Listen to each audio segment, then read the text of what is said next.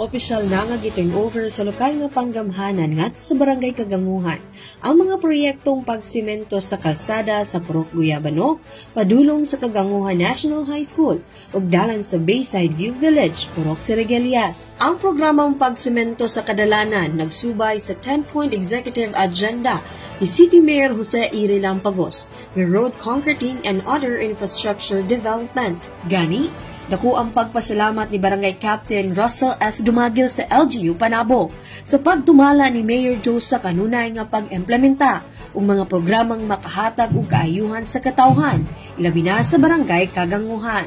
Mao kini ang saad ni Mayor Joe sa katawhan, ang pagsemento o pagpanindot sa tibuok kadalanan sa syudad sa Panabo alang sa mas hapsay na pagbiyahe sa matag adlaw. Atul sa pagtuno sa proyekto ngadto sa Bayside View Village, gisaysay ni City Councilor Josie Mary Boss J.M. Relampagos nga paningkamutan sa LGU Panabo nga patukuran og covered court gym ang ilahang basketball court.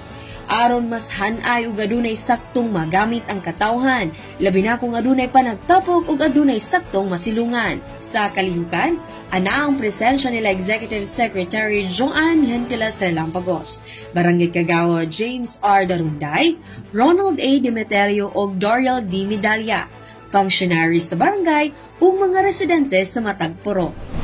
Kauban sa kamera si Louie Panagsagan, kini si Tima Acevedo gikan sa City Information Office Broadcast Services. Alang sa Frontline News Panabo, importante, inform.